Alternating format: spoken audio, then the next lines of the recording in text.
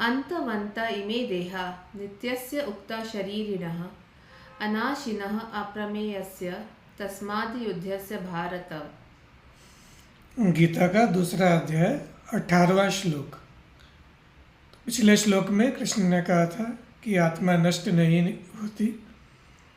यहाँ पर उसी बात को आगे बढ़ा रहे हैं और कह रहे हैं, जो लिटरल ट्रांसलेशन है श्लोक का, कि शरीर के अंदर जो अविनाशी है, नित्य है, अप्रमेय है, उसके ये सारे शरीर नष्ट हो जाते हैं। ऐसा कहा गया है, इसलिए युद्ध कर भारत। तो इसके ये सारे शरीर नष्ट हो जाते हैं। इसके मतलब आत्मा के सारे शरीर। तो आत्मा एक एक करके नए नए शरीर लेते जाती है और वो सारे शरीर एक एक करके नष्ट होते जाते हैं, ये कहा जा रहा है। आत्मा वर्ड कृष्ण यूज़ नहीं कर रहे, वो बस ये कह रहे हैं कि शरीर के अंदर जो है उसके ये सब शरीर हैं। तो हम लोग हर श्लोक को डिस्कस करते वक्त कई बार आत्मा वर्ड यूज़ कर लेते हैं, लेकिन कृष्ण जी ने गीता में बहुत कम बार इस वर्ड को यूज़ किया है। और हम लोग अभी तक जहाँ तक पहुँचे हैं, सेकंड चैप्टर का 18 श्लोक, वहाँ तक तो एक बार भी आत्मा वर्ड उन्होंने यूज़ नहीं किया है।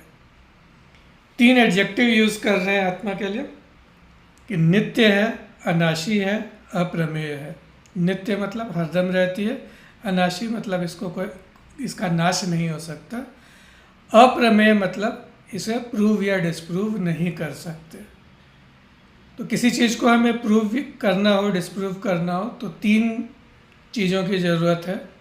एक प्रमात्री है, जो पर्सन प्रूव कर रहा है। एक प्रमेय है कि जिस ऑब्जेक्ट को, जिस कॉन्सेप्ट को आप प्रूव करना चाहते हैं, the subject matter of the proof. और तीसरा प्रमाण, जो कि एक्चुअल प्रूफ है। तो हमें कहा जा रहा है कि आत्मा प्रमेय नहीं है, ये सब्जेक्ट मैटर ऑफ प्रूफ नहीं हो सकता है। क्यों? प्रोबेबली इसलिए कि हम कोई चीज़ को प्रूव करने के लिए जिन भी साधनों को यूज़ करते हैं, हमारी इंटेलेक्ट, हमारे परसेप्शन, हम कोई चीज़ को मेजर करें, इवेल्युएट करें, ये सारी चीज़ें बाय डेफिनेशन आत्मा पे अप्लाई नहीं होती। आत्मा इनके परे है, इसलिए कहा गया है कि ये अप्रमेय है। अप्रमेय वर्ड पे भक्त कई बार फंस जाते हैं कि आत्मा अप्रमेय कैसे है, अनप्रूवेबल कैसे है। कृष्ण आत्मा को डिस्कस कर रहे हैं, वो अपने आप में प्रूफ है। कृष्ण को हम प्रूफ मानते हैं, तो वो बात प्रूव हो गई कि आत्मा है, तो अप्रमेय कैसे? ये एक अच्छा क्वेश्चन है, लेकिन इसको अलग से डिस्कस करते हैं। अप्रमेय का एक और मतलब है कि जब हम लोग किसी चीज़ को प्रूव करने की कोशिश करते हैं, तो टिपिकली उसे मेजर करना पड़ता है। तो प्रमाण का एक मतलब मेजर करना भी होता है। तो इन दैट कंटेक्स्ट अप्रमेय का मतलब हुआ कि जो अनमेजरेबल है, जिसको हम लोग नाप तोल नहीं कर सकते, जिसकी गणना नहीं कर सकते, वो चीज़ अप्रमेय है। तो लोग कई बार इस तरह के सवाल करते हैं कि आत्मा कितनी बड़ी है, कितनी छोटी है। तो इन प्रश्नों का कोई अर्थ नहीं है कि बाल से छोटी है, कि चींटी से छोटी है, कि हाथी से बड़ी है। इन बातों का कोई मतलब नहीं, क्योंकि आत्मा अनमेजरेबल है।